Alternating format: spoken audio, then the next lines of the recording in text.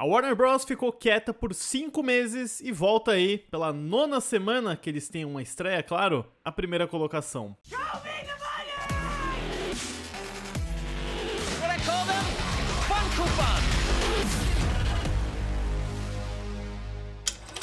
Olá, fãs da Sétima Arte, meu nome é Lucas Nascimento e esse é o Lucas Filmes e vamos lá para mais um vídeo sobre os números de bilheteria desse final de semana nos Estados Unidos e no mundo. Mas antes eu pedi para você curtir esse vídeo, se inscrever no canal e ativar o sininho para não perder notificação dos próximos vídeos. Bom, depois de algumas semanas bem fracas aí de lançamentos e de filmes que não conseguiam trazer uma boa renda, eis que surge o Valentine's Day, o Dia de São Valentim, que é o equivalente ao Dia dos Namorados dos Estados Unidos. É um período muito movimentado que costuma ajudar muito estreias, diversificar o público também. Aqui no Brasil é domingo de carnaval, então é um outro tipo de celebração de Dia dos Namorados, né, entre outras características, claro. Então, vamos dar uma olhadinha nesse final de semana que marcou o retorno da Warner Bros. Desde que eles lançaram uma batalha após a outra em setembro do ano passado, não teve mais nenhum lançamento desde então, e eles estão aí em primeiro lugar com O Morro dos Ventos Uivantes, o novo filme da Emerald Fennell, estrelado pela Margot Robbie e pelo Jacob Elordi, que ficou na primeira colocação com 34,800 milhões de dólares, um número um pouco abaixo das projeções que estavam prevendo algo muito gigantesco, mas ainda assim uma estreia sólida que, aliado ao mercado internacional, contou com o valor de 76,800 milhões de dólares no mundo inteiro. É um número que deixa a situação até que um tanto otimista para o orçamento de 80 milhões de dólares da produção. Um valor de 200 milhões de dólares vai ser necessário para equilibrar as contas.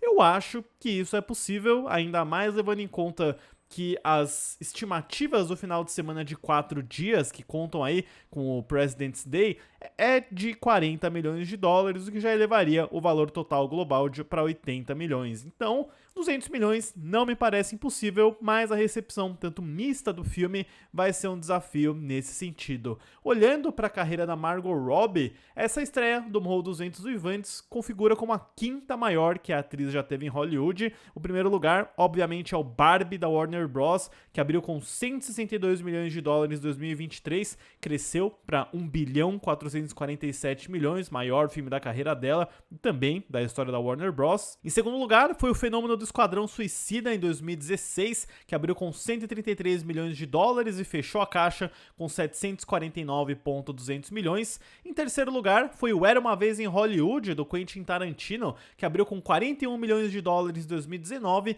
e acabou trazendo quase 400 milhões de dólares no mundo inteiro. Sempre me impressiona o quão bem nas bilheterias esse filme foi, considerando o nicho dele.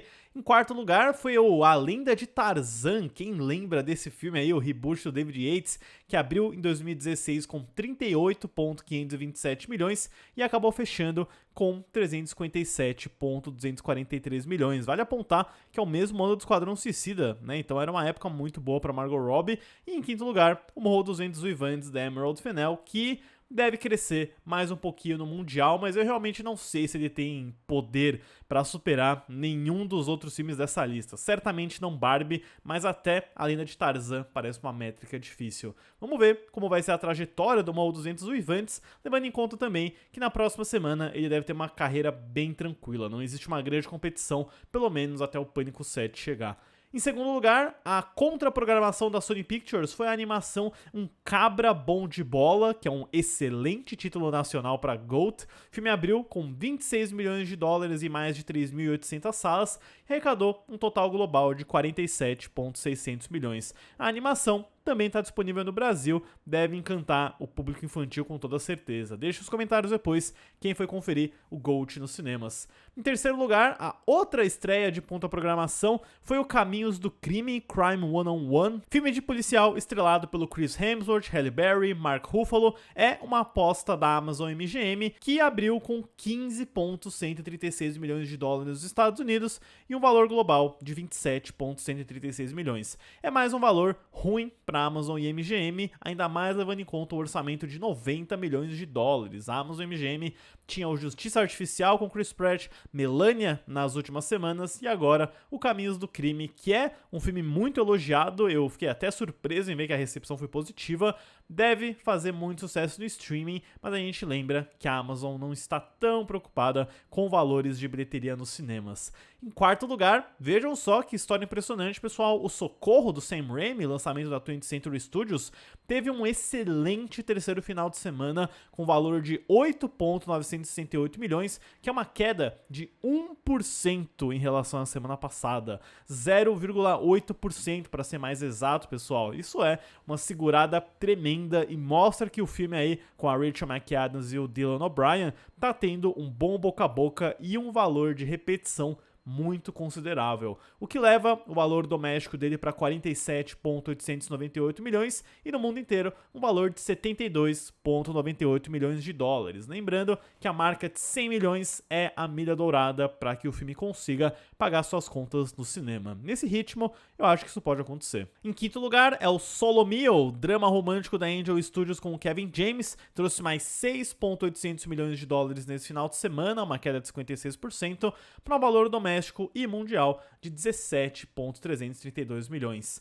Em sexto lugar, Zootopia 2, pessoal. Zootopia 2 da Disney não larga desse top 10. Já é a 12ª semana dele consecutiva no top 10. Eu até parei para ver depois alguns outros filmes que ficaram muito tempo no top 10. O Frozen de 2013, por exemplo, ficou 16 semanas. O Avatar de 2009 ficou 14. O Avatar, O Caminho da Água, ficou 15. Será que a gente vai ter um novo recorde aí de filme que ficou em top 10 por semanas consecutivas? Eu acho que o recorde mais recente é o do Titanic, do James Cameron. Foram 25 semanas consecutivas no top 10. O Zootopia 2 está indo muito bem. Nesse final de semana, ele trouxe mais 3,760 milhões, que é uma queda de 6%, levando sua bilheteria doméstica para 419,371 milhões e no mundo inteiro um valor de 1,828 bilhões. Novamente, que desempenho sobrenatural de Zootopia 2. Em sétimo lugar, a gente teve a estreia de Boa Sorte, Divirta-se e Não Morra, que é um novo filme do Gore Verbinski, o primeiro filme dele desde A Cura, lá em 2017, o diretor da trilogia original de Piratas do Caribe. Ele é um cara muito talentoso, eu tô muito curioso para ver esse filme. Teve uma estreia bem longe do ideal, com 3,620 milhões, cortesia aí da distribuidora menor Briarcliff Entertainment. O filme chega no Brasil daqui a algumas semanas, deve demorar um pouquinho, na verdade, acho que ele chega só em abril, pela Paris Filmes, então ficamos aí na expectativa.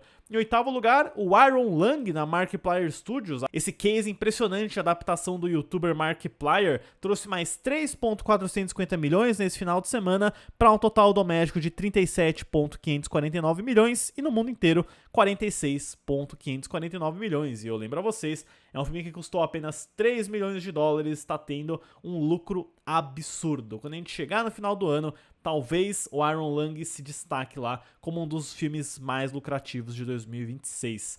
Em nono lugar, o Avatar Fogo e Cinzas da 20th Century Studios e Disney, no seu nono final de semana, trouxe mais 3,328 milhões de dólares, que também é uma queda mínima, 4% em relação ao final de semana anterior, para um total doméstico de 396,94 milhões e no mundo inteiro 1,459 milhões. Já é, de fato, o fim da carreira do Avatar Fogo e Cinzas. E em décimo lugar, o Drácula do Luc Besson, lançamento da Vertical Entertainment, trouxe mais 3 milhões de dólares nesse final de semana, uma queda de 32%, levando seu total doméstico para 9 milhões de dólares e no mundo inteiro praticamente 30 milhões. É o Drácula, uma história de amor que chegou no Brasil no ano passado, já teve uma carreira pela Europa bem extensa, então esse lançamento americano é mais um epílogo, é mais um pós-fácil da carreira que ele praticamente já concluiu. Esses são os principais números e informações de bilheteria desse final de semana, pessoal. Finalmente, né, números sólidos, boas resistências, variedade de títulos. Deixe nos comentários depois o que vocês foram conferir nesse final de semana. Se vocês foram ao Morro dos Ventos Uivantes, foram do Crime 101 ou do Cabra Bom de Bola. várias opções interessantes. Nessa semana aqui no canal eu completo a minha retrospectiva do Pânico, com um vídeo sobre o Pânico 4 do Wes Craven.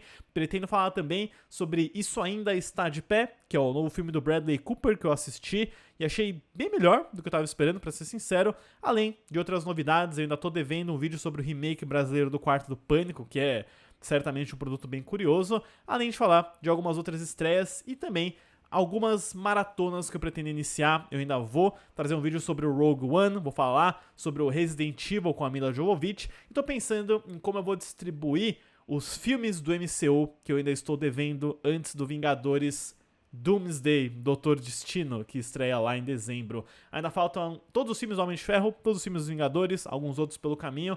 Deixe os comentários depois, com sugestões e dicas. Vocês preferem que eu faça os 3 Homens de Ferro de uma vez, por exemplo? Ou se eu vou em ordem cronológica com os filmes ausentes, que aí seria o Homem de Ferro, o Homem de Ferro 2, aí viria o Vingadores 1, Homem de Ferro 3, enfim. Questões de agenda que realmente não são tão importantes, mas a gente chega lá. Certo, pessoal? Obrigado pela visita. E até a próxima sessão.